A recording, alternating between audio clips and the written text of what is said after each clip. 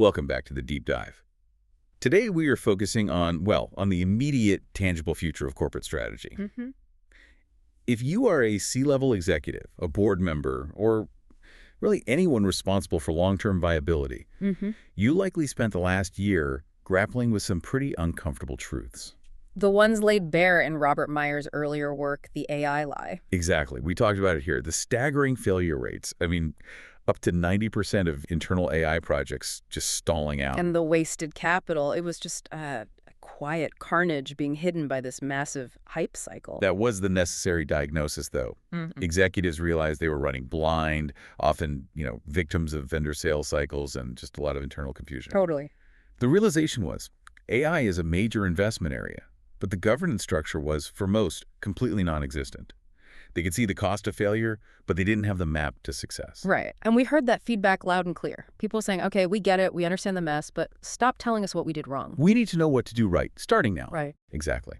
So today, we shift gears completely. We're moving beyond the lie and into the systematic, concrete solution. And that is the definitive mission of this deep dive. We are delivering the comprehensive, systematic methodology from Robert Meyer's new, and I would say essential, blueprint. AI governance. This isn't theory, right? No. Not at all. This is a concrete, 7-stage path focused entirely on establishing strategic control, comprehensive risk management, and what should be the ultimate goal for every major corporation, achieving AI sovereignty. So this is for the decision makers. It's designed specifically for them, for the people who need to move from panicked reaction to controlled, compliant deployment. Because, let's face it, AI is no longer optional. It's here. That part of the equation is, settled. It is. But the difference between strategic success and, frankly, existential failure hinges entirely on how you deploy it. And whether you, the executive, maintain absolute control over that deployment. The data is showing us that control is rapidly becoming the decisive competitive advantage. What's fascinating here, and you pointed this out before we started, is that we are shifting the strategic focus entirely. Completely. We're moving away from the data science lab.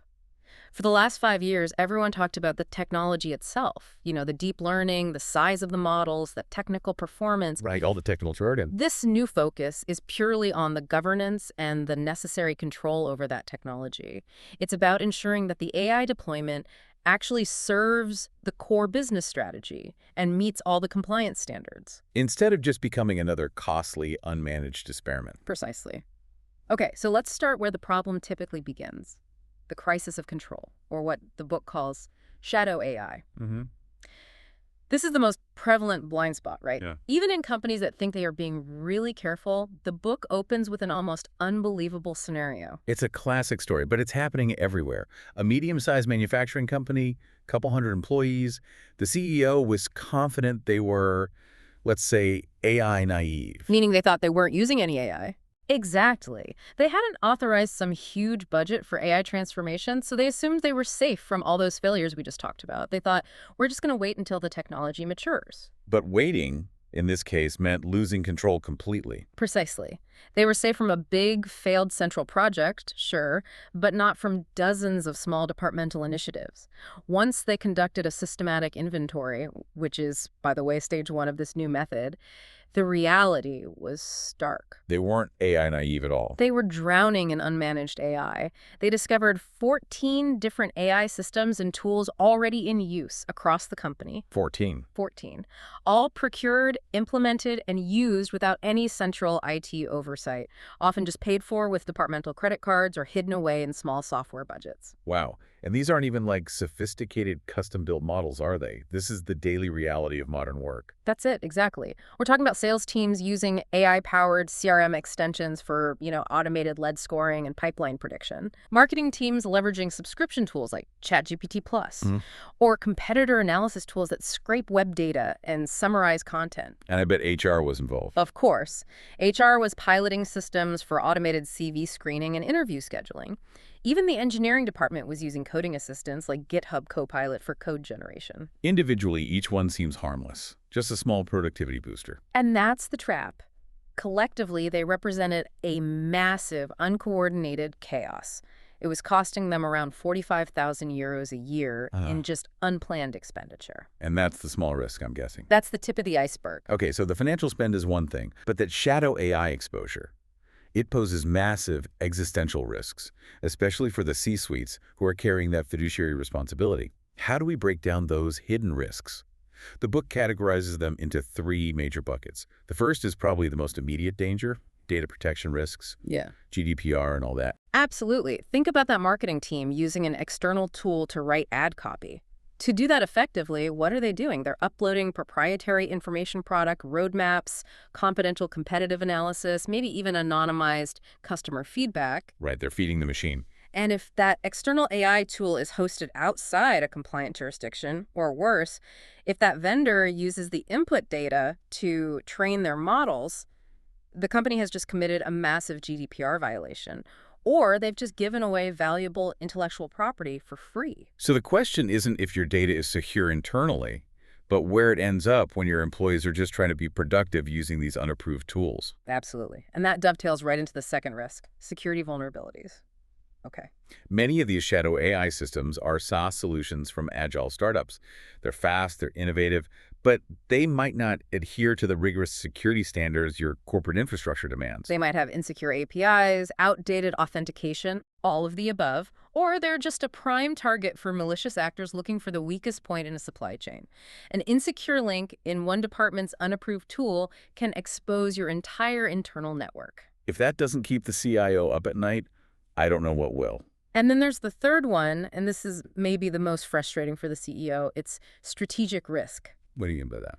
When you have 14 different departments running 14 different uncoordinated pilots, they are wasting precious time and budget on initiatives that don't align with the core corporate strategy defined in the boardroom. So they're all rowing in different directions. Exactly. If the company's strategic goal is market differentiation, but half the shadow AI projects are focused on minimal cost reduction, they are fundamentally misallocating their resources. It's death by 1,000 cuts. And all of these risks, data loss, security breaches, strategic misalignment, they're now colliding with a regulatory environment that is no longer, a future problem. It's here. That's the most urgent pivot. The urgency is being driven by the EU AI Act, which is already in force. This shifts the lack of control from being a strategic inefficiency to an imminent existential threat. Executives have to realize that the liability has been formalized. And it's been quantified. We should probably state the financial consequences clearly for our executive listeners. Mm-hmm. When a company is found to be deploying high-risk AI systems, and that includes AI used in HR processes, critical infrastructure, credit scoring, All the sensitive areas. without meeting all the legal requirements for risk management and documentation, the exposure is staggering. The financial penalty alone should be enough to drive action. The fines can reach up to 35 million euros or 7% of worldwide annual revenue, whichever amount is higher. 7% of worldwide revenue. Worldwide. For any major multinational corporation, that fine can wipe out an entire year's profit, maybe more. It's not just about making a system work anymore. It's about providing the evidence, the documentation that proves you have implemented control. So, if the current state is this shadow AI chaos, and the mandatory requirement is compliance and risk mitigation, what's the target state? You mentioned AI sovereignty. How should a C-level executive define that term? AI sovereignty is the definitive strategic goal outlined in the book. And it's important to be clear. It's not about building everything in-house. That's a common misconception. It's about control and competency. Okay, so what does that look like? We define it with two core pillars. First, control. This means you are not trapped in vendor lock-in. You have system architecture flexibility, so you can swap out providers or models if performance degrades, costs skyrocket, or a vendor fails. You own the strategic decisions. And the second pillar? Competency. Your internal team has to possess sufficient understanding, the know-how of how the AI infrastructure works. This ensures you're not permanently dependent on expensive external consultants just to explain your own systems to you. Sovereignty, at its heart, is freedom from dependency. Okay, let's unpack this. We've identified the problem, shadow AI and dependency, and the goal, which is sovereignty. The only path forward has to be a structured, systematic approach. And that's what the 7-stage method is designed to deliver. Right, so stage 1 is awareness. This is the mandatory starting point. You have to move past that initial shock of finding shadow AI to establishing a clear, quantitative picture of your true dependency and your AI maturity level. You can't govern what you don't measure. It's that simple. And the measurement starts with a self-assessment using the AI maturity test. Yes. This test helps organizations benchmark themselves against industry standards and really understand where they fall on the spectrum of control and competency. It provides the crucial context for planning the next 6 stages. Let's slow down here and give our listeners a detailed look at those 5 maturity levels, because this is where they can benchmark their immediate reality. Okay, so we start at level 1, which is AI naive. This is the company we just talked about in the shadow AI story. Minimal central competency, no formal strategy, and operations rely heavily on ad hoc, unmanaged pilots.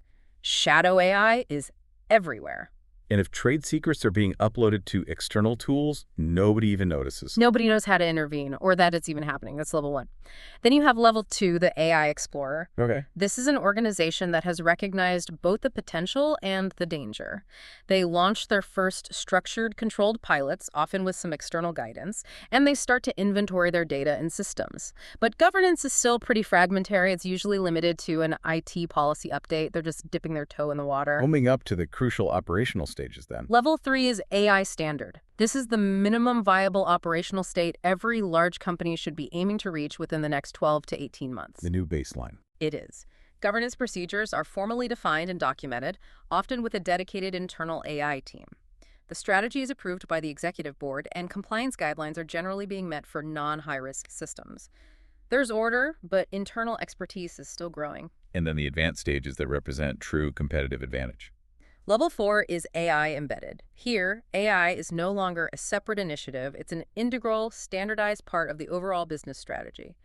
Governance is robust, audits are routine, and internal expertise is sufficient for both development and maintenance. Your MLOps is functioning. Compliance is predictable. Finally, level 5, the ultimate goal, AI sovereign. This is complete control. Full data sovereignty, a modular system architecture that prevents any form of lock-in, and an innovation engine that is driven by AI. These companies aren't just compliant, they use AI to dynamically out-innovate the competition. They decide what they need, and they can implement it with full control over the process and the IP. And understanding that benchmark helps the listener prioritize their journey. Absolutely. Our research suggests that sectors like tech and software average around a 3.5, which makes sense. They're driven by continuous innovation. Financial services often sits near level 3, restrained but also stabilized by strict legacy systems and a big regulatory focus on compliance. And the public sector. Unfortunately, large public sector organizations often lag significantly, maybe at a 1.5. They're hampered by bureaucracy and difficulty in hiring and retaining top talent. So if you're AI naive today, your first strategic climb is getting to level 3. Let's talk about the cost of staying naive, because this is where the C-suite really listens. I want to challenge the listener. If you're only looking at annual license fees for your AI tools, you are guaranteeing massive future problems. The real burden is the total cost of AI ownership, the TCO. The TCO calculation is the executive's mechanism for assessing dependency. The source material outlines 6 major cost categories, but it's the hidden costs, the ones stemming from dependency like risk costs and exit costs, that are usually exponentially larger than the initial investment. And dependency is primarily driven by vendor lock-in. Yes, and AI lock-in is far more subtle and dangerous than just being stuck on a traditional software contract. It's critical to detail the 4 insidious forms of lock-in that executives must identify during this awareness stage. Okay, let's walk through them. First up is data lock-in. This is the silent trap. You feed your unique proprietary company data into the vendor's platform. It gets processed, annotated, cleaned, and structured according to that vendor's proprietary format. And the moment you want to switch. The moment you want to switch, extracting and converting that transformed data, we're talking maybe millions of classified documents or thousands of customer interactions that were the basis of the model, it becomes a technically complex, protracted, and often prohibitively expensive custom project. You lose time and massive amounts of pre-processed data value. And the most valuable asset, the model itself, is often locked in too. That's model lock-in. You paid a vendor to train an AI model using your specific historical data, reflecting your unique business processes, let's say a highly optimized fraud detection engine. But the model's proprietary weights and training code belong to the vendor. It's a black box. If you terminate the contract, you lose that core intelligence. You can't develop it or audit it internally, and you have to spend 6 to 12 months training a completely new model from scratch. You essentially give away a core piece of your competitive advantage. I can see how integration would also be a major switching cost. That's number 3, integration lock-in. Over time, the AI system becomes deeply interwoven with your core IT stack, your CRM, your legacy ERP, your warehouse management system, through these complex custom-built interfaces. Switching providers means rebuilding all those custom API calls and data pipelines. The switching costs aren't just technical, they stall your business processes.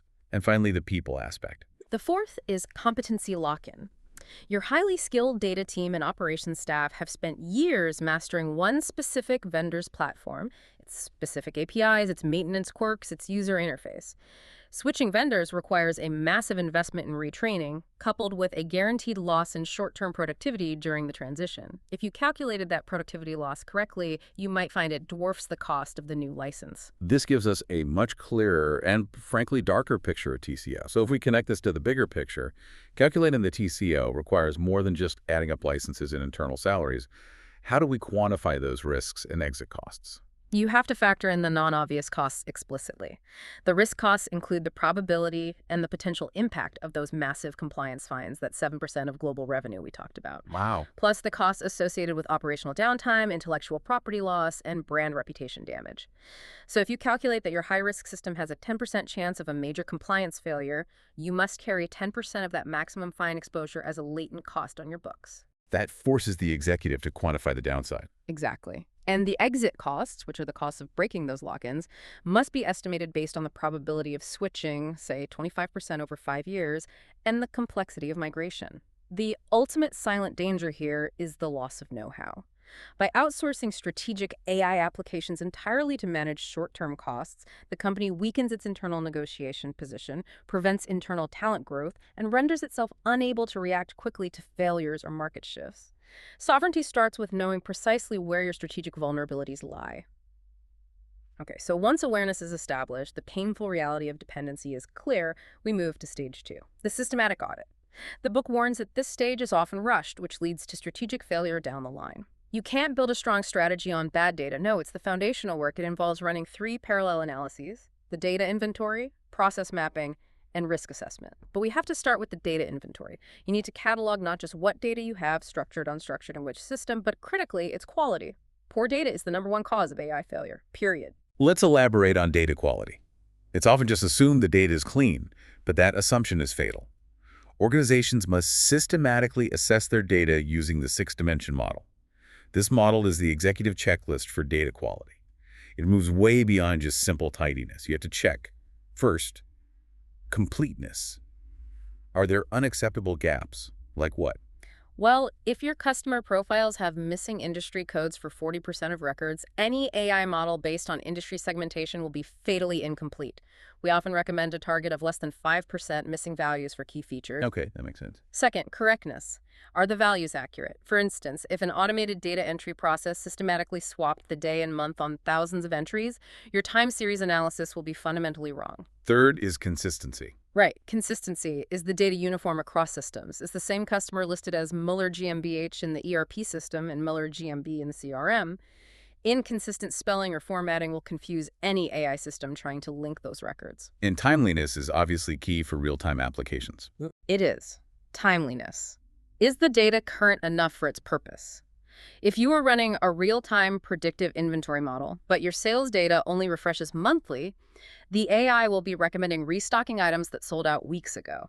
That makes the AI actively harmful to your operations. Right. And the last two. Does the data adhere to internal rules? If a date of birth entry is 2050, it fails validity checks. Simple rules, but crucial for eliminating impossible data points. And finally, granularity. Is the level of detail appropriate? If your AI needs daily interaction data to predict churn, but you only collect monthly averages, the data is too coarse for the intended purpose. That explanation of the 6-dimension model really highlights why the audit is so essential. Garbage in, garbage out, it's the universal expensive truth of AI. Once the data is validated, you move to process mapping. This is where you identify which processes are actually ripe for AI intervention. You're looking for high-volume, highly repetitive tasks that involve complex pattern recognition but are currently done manually. And to prioritize those opportunities, you use the AI potential heat map. This is the key strategic filter that prevents projects from becoming those costly, unmanaged experiments. The heat map prioritizes processes based on 3 key dimensions. First, business impact. If the project succeeds, what is the quantitative financial benefit? the ROI, the cost savings. Okay. Second, technical feasibility. Do we have the necessary data quality, volume, access, and the internal technical capability to execute? And third, and this one is often overlooked, organizational readiness, meaning will people actually use it? Will the target department adopt the change willingly, or is there massive cultural resistance that will stall the implementation? A high-impact project with high technical feasibility but zero organizational readiness is doomed to fail. This filtering process helps executives distinguish between immediate morale-boosting projects and true strategic transformation. It separates the quick wins from the strategic projects. Quick wins like automating routine ticket routing in IT or creating an internal FAQ chatbot are critical. Why are they so important? Because they can be implemented in 3 to 6 months, they require high organizational readiness, but maybe only have moderate impact. But they build early success, they help gain budget approval for bigger things, and they build institutional experience. Then the strategic projects. Those are things like enterprise-wide predictive maintenance or personalized product development. They're long-term, high-impact transformations requiring 12 to 24 months, demanding high technical feasibility and significant investment. You use the quick wins to gain momentum, but you have to reserve the bulk of your resources for the strategic projects identified by that heat map. That structured audit leads us directly to stage 3, defining the AI vision and archetype. You can't just say, we want to be an AI leader. That's useless. It's completely useless. The strategy has to link AI to concrete, measurable business outcomes. Absolutely. AI is an engine. The strategy is the destination. To define that destination effectively, the organization has to make a crucial prioritization choice. They have to select one primary focus and maybe one secondary focus from the 3 strategic archetypes. I think this prioritization step is the single biggest failure point for mid-tier executives. Yeah. They try to do everything at once. So what are these 3 core strategic focuses? They are efficiency, innovation, and differentiation. Efficiency focuses relentlessly on internal cost reduction through intelligent automation. Think of a massive logistics firm reducing fleet operational costs by 30% through predictive routing and maintenance. Their core metric is cost savings and throughput. Okay, so that's internal focus and innovation. Innovation focuses on creating entirely new products or services. This is typical for pharma or deep tech companies where AI accelerates the discovery of new materials, molecules, or scientific breakthroughs. Their core metric is IP generation and time to market for new offerings. Finally, differentiation. A differentiation focuses on unique competitive advantages centered on customer experience, brand perception, and service quality. This is the luxury retailer that uses hyper-personalization to increase customer lifetime value by 50%, or the specialty bank that uses advanced risk modeling to offer unique, tailored financial products. Here's my challenge for you. For a major retail bank, isn't differentiation providing superior customer service and unique products? Isn't that the only goal? Why would they ever prioritize efficiency over differentiation? That's a brilliant question, and it highlights the strategic nuance here. A bank must differentiate, of course, but if their foundational internal processes, account opening, fraud screening, back-office operations, are massively inefficient and outdated, the cost structure will just erode their profit margins. It makes their differentiated product unsustainable. And bad efficiency probably leads to bad customer experience anyway. Exactly. Slow processing, manual error. So a smart bank might choose efficiency as their primary focus for the next 2 years to stabilize the cost base and improve those foundational processes, while keeping differentiation as their secondary focus for strategic product teams. But they can't successfully launch 30 massive efficiency projects and 30 massive differentiation projects at the same time. You have to focus your resources to win. Once the strategy is locked in, say the efficiency archetype, we move to execution, starting with stage 4, making the right tech decisions. And the most fundamental decision here is strategic sourcing, build versus buy versus partner. This choice determines your long-term sovereignty. This decision has to be entirely unemotional. It's a matrix driven by strategic importance and internal capability. If the AI application is core to your competitive advantage, say a unique fraud model that no one else has, you must build it yourself to own the know-how and the IP. Okay. If the application is a commodity like a generic AI-powered scheduling assistant, you buy a finished sauce solution. Don't reinvent the wheel. And the middle ground. If it's strategically critical, but you lack internal expertise, you partner with a niche firm, but, and this is key, with a strict mandate to co-develop, to gradually internalize the knowledge until you can take over maintenance. It's the build with help approach. The source material strongly warns against what it calls the illusion of in-house development. Why do so many capable companies fail when they try to build their own AI systems? Because they drastically underestimate the transition from a laboratory prototype to a reliable production system. It's a huge leap. It is. A data scientist building a model in a Python notebook is relatively quick. But taking that model and running it safely, compliantly, and reliably for 10,000 end users is magnitudes more complex. They underestimate the necessity of MLOps. Let's define MLOps clearly for our executive listeners. It sounds technical, but what is its strategic utility? MLOps is not just technology. It is the mandatory process control system for AI. It's the engineering discipline that ensures the model built in the lab actually works reliably, safely, and compliantly for thousands of customers in the real world. So what does that cover? It covers automated deployment, continuous monitoring for drift, automated retraining pipelines when performance drops, versioning control, rigorous security audits. Failing at MLOps means your model works on day 1, degrades on day 60, and fails catastrophically on day 120 because there is no system to detect or correct that degradation. So if you don't want to invest in MLOps, don't try to build. If you don't have the willingness to invest in a robust MLOps infrastructure and team, the build strategy will stall and lead to massive investment loss. It's that simple. So MLOps is essentially the production quality and safety control for your AI assets. Precisely. And to maintain that strategic control and prevent deep integration lock-in, the book advocates for the API-first approach. This is the key technical safeguard against future dependency. How does this mandate for flexibility work in a practical executive context? It means that all your AI components must be modular and accessed via standardized APIs. Imagine your core application, your customer portal, needs a new recommendation. It doesn't connect directly to the model itself. It sends a request to the recommendation API.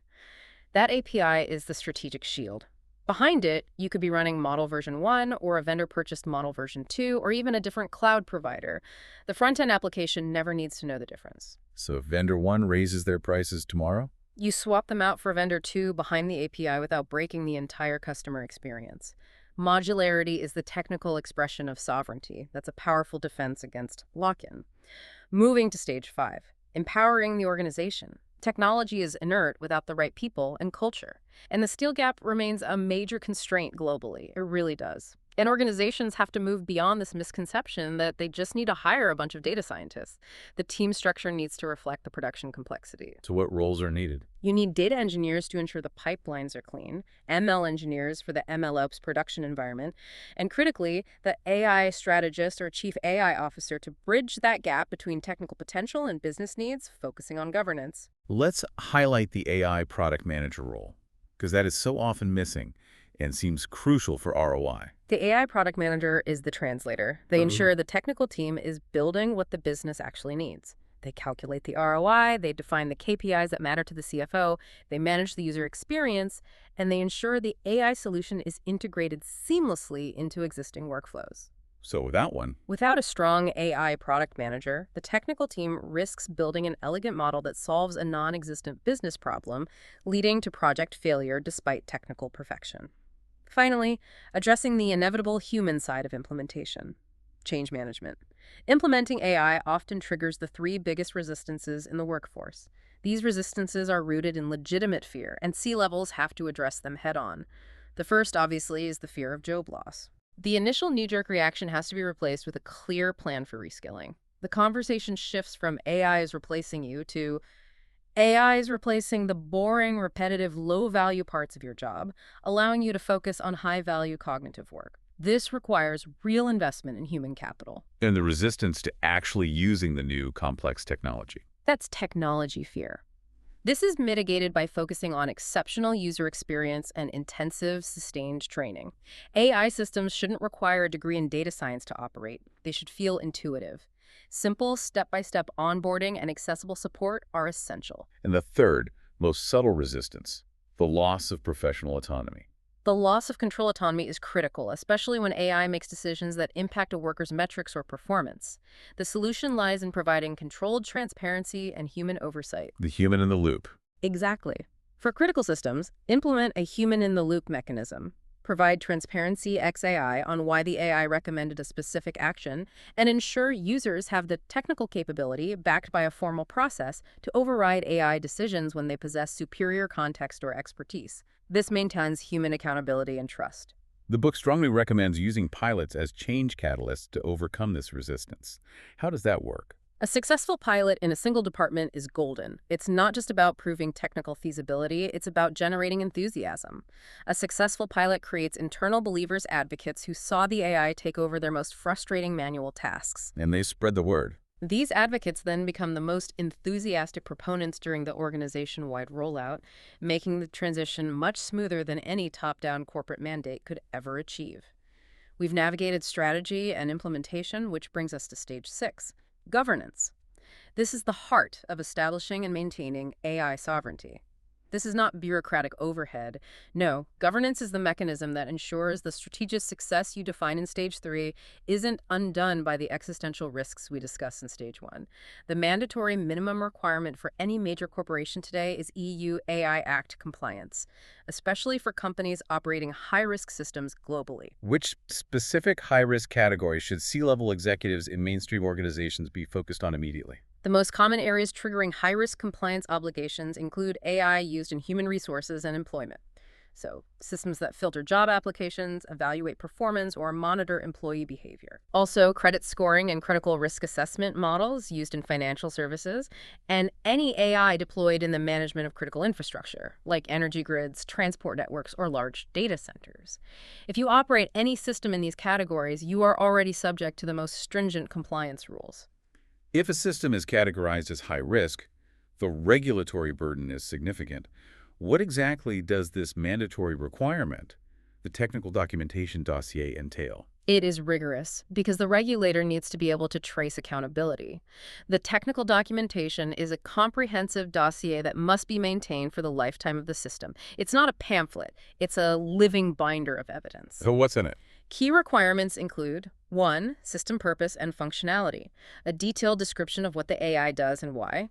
2. Training data specifics. This means full data lineage tracking, including how the data was sourced, cleaned, and a mandatory bias and representativeness analysis. You must prove your training data is fit for purpose and non-discriminatory. 3. A risk management plan. Documentation of all foreseeable risks, security, ethical, accuracy failures, and the measures implemented to mitigate them. 4. Human oversight plans, detailing where human intervention is required and how overrides are managed. And 5. Logging and traceability, a system to record all operational data, key decisions, and performance metrics so that in case of an incident, an auditor can trace back exactly what happened and why. That sounds like a continuous organizational commitment, not a one-time paper submission. It is. Compliance is a routine operational function, often facilitated by a comprehensive 50-point audit checklist that checks robustness, data governance maturity, and adherence to logging requirements. Failing to produce this dossier when a regulator asks for it is automatically classified as a compliance failure, which triggers those massive fines. Beyond legal requirements, the book advocates for an ethics framework. Why isn't strict compliance enough for strategic success? Because the law sets the minimum standard. It's the floor. Ethical failures, even if they are technically legal, destroy the most valuable corporate asset you have: trust. Reputational damage from a biased system can cost exponentially more than the fine itself. So the ethics framework guides you where the law is silent. It provides principles like fairness, transparency, and accountability to guide decisions where the law is silent or vague. Let's specifically discuss bias recognition and avoidance, as biased AI models cause the greatest public and regulatory backlash. Where does this bias usually sneak in? We see bias originating primarily in 2 places. First, the training data. If your historical recruitment data shows a bias against one gender or minority, the AI model will learn to perpetuate that systemic discrimination. It becomes an automated bias machine. And the second place? Feature selection. Even if you remove explicit demographic data, technical variables like zip codes or names of colleges can act as highly accurate but hidden proxies for protected characteristics. The model learns to discriminate based on these seemingly neutral features. So the governance framework needs mechanisms to proactively detect and prevent this. It does. You need sophisticated metrics. You must conduct disaggregated performance analysis. Don't just look at the overall accuracy of your loan approval model. Compare the false positive rates and true negative rates across different defined groups: age, gender, region. So you can see if it's failing one group more than another. Exactly. If the model is excellent at approving men but disproportionately rejects qualified women, you have a fairness problem. You use metrics like demographic parity to ensure positive outcomes are distributed equitably across groups, thereby ensuring non-discrimination. There's a constant tension in the executive suite between transparency showing regulators and customers how the AI works and protecting competitive trade secrets. How do you resolve that? That's the exact challenge that needs a strategic technical bridge, and that bridge is XAI, or explainable AI. The regulator demands transparency. The CTO demands IP protection. XAI techniques like HAP or LIME provide a compromise. How does XAI solve that problem? It provides local explanations without revealing the proprietary global algorithm. So if a customer is denied credit, the system uses XAI to say, your application was rejected primarily because your debt-to-income ratio exceeds X and your history of late payments is Y. I see. It explains the reason for that specific decision in human-readable terms, satisfying the need for accountability and transparency, without revealing the millions of proprietary weights, features, and complex internal architecture of the underlying algorithm. It's essential for protecting your IP while ensuring compliance. Finally, governance has to be operationalized. Who is the ultimate authority that drives enforcement and budget allocation? The AI Governance Board. And this cannot be a committee of mid-level managers. It has to be chaired by a C-suite executive, the CEO or COO, to ensure it has strategic weight and budget enforcement power. And who's on it? Membership must include the CTO, the CFO, because AI is an investment, not an expense, the head of legal compliance, and the AI lead, or CAIO. This body holds the veto power over any project exceeding a predefined threshold, ensuring that every strategic decision and dollar spent aligns directly with the chosen strategic archetype from Stage 3. It operationalizes control. Beyond the board, what are the daily technical control mechanisms required? You need continuous control mechanisms. Monitoring has to track not just basic uptime and availability, but crucial model performance indicators. These include model accuracy. Is it still performing as well as it did on day one? And most importantly, model drift. And model drift is when the world changes, basically. Exactly. It's when the relationship between the input data and the target output changes in the real world. Maybe new fraud schemes emerge or customer behavior shifts after a major product launch. The old model becomes less accurate because the world it was trained on no longer exists. And if monitoring detects that drift or a failure, you need clear escalation processes. Absolutely. You define clear severity levels. Critical, which means system failure and immediate board notification. Major, which is significant performance degradation, with a 24-hour window for investigation. And minor, a small, expected degradation, where the fix is incorporated into the next technical sprint, so it formalizes the response. This structured escalation process prevents localized technical failures from becoming organizational crises. It ensures that the right level of executive leadership is involved based on the impact, not just the technical complexity. So what does this all mean? We have established control, but governance is a living system. We move to Stage 7, evolution. Since AI degrades over time through model drift, control isn't static. It has to be continuously optimized. This stage is about proving value and ensuring longevity. It starts with establishing robust KPIs and measurement. The challenge is translating technical success into executive language. The focus must shift decisively towards business impact KPIs. You need to speak the language of the CFO. Exactly. Executives care about ROI, productivity, and market share. So while technical metrics like F1 score or latency are important for engineers, the C-suite needs to see ROI of AI investments, productivity increase in automated processes like 20% faster claim processing, and revenue increase directly attributable to the AI system. For example, personalized recommendations boosting sales by 5%. That means you need tailored dashboard design. Yes. The executive dashboard is a monthly summary. Aggregate ROI, overall compliance status, a simple green, yellow, or red flag derived from that 50-point audit, and the top 3 strategic risks. And for the tech teams. The operations dashboard, conversely, is real-time. It's showing latency, CPU utilization, and specific model drift detection alerts for immediate technical action. Mixing these up, showing an executive real-time latency, is a strategic communication failure. Once the systems are running, how do we ensure continuous improvement isn't just a buzzword? It requires embedding a formal learning culture. First, every project, successful or failed, should conclude with a structured post-mortem. We need to document noble failures projects that taught us vital lessons about data quality, user resistance, or MLOps gaps. So you learn from your mistakes. These learnings are stored in a central repository, ensuring that the fifth project doesn't repeat the mistakes of the first. Second, improvement must be validated via A/B testing. Why is A/B testing so crucial for AI evolution? It's the gold standard. It prevents technical teams from deploying a new model based only on lab accuracy metrics. You run the champion model, the current production model, against the challenger, the new improved version, in a small, controlled production environment. And you measure which one does better in the real world. You measure which one delivers better business results, higher conversion, lower fraud detection rate, greater efficiency, before you commit to a full rollout. If the challenger model performs better technically but worse on a business KPI, perhaps because it's too slow, you don't deploy it. Finally, the transition from a successful pilot to a full organizational scaling success. This is often where enthusiasm dies due to poor execution. Scaling is a strategy in itself. You must thoroughly validate the pilot success metrics before you even attempt to scale. Then you use staged rollouts, a phased introduction, to detect regional or operational issues early. And you can't just rebuild everything each time. Crucially, scaling demands platform thinking. Build reusable components like centralized feature stores, standardized data ingestion pipelines, and common MLOps templates.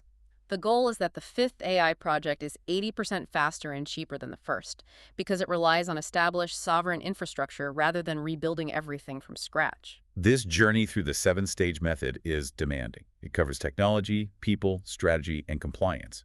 But what is the final, undeniable strategic conclusion for every executive listening?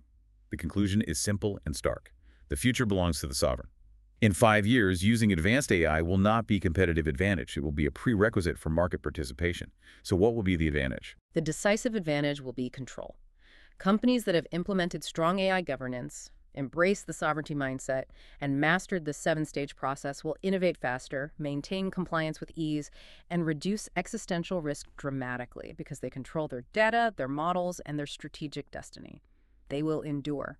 That was an extensive and, I think, necessary deep dive into the blueprint for strategic AI control laid out in AI governance. We covered the entire 7-stage method, starting with awareness of hidden dependencies, moving through the systematic audit of data and processes, establishing a clear strategy efficiency, innovation, or differentiation, making sound technology decisions like build versus buy and the API-first approach. Empowering your people by addressing those 3 resistances, establishing formalized governance and compliance for things like the EU AI Act, the Governance Board, XAI. And finally, locking in evolution through continuous measurement and improvement. The methodology is now clear. But knowledge without action is worthless, especially when you're facing regulatory deadlines and competitive threats. For the C-level executive listening, your immediate next steps cannot wait. The 30-day action plan starts with 2 items. You must mandate and execute that full AI inventory to discover your shadow AI, and simultaneously, you must immediately convene the mandate and membership for your AI governance board. Start there. Start there and commit to completing the maturity assessment. And here is a provocative final thought for you to consider based on everything we've discussed regarding risk and control. The easiest and quickest way to lose complete strategic control and expose your company to multi-million-euro fines is to wait until regulation forces your hand. Therefore, look at your organization right now. What is the single most urgent compliance or control gap? The biggest piece of shadow AI, or the highest risk undocumented system that you can commit budget and personnel to closing this week? This proactive approach is the very essence of achieving and maintaining AI sovereignty. Go build that control. Thank you for joining us for the deep dive. We'll be back next time with another essential topic for the informed decision maker.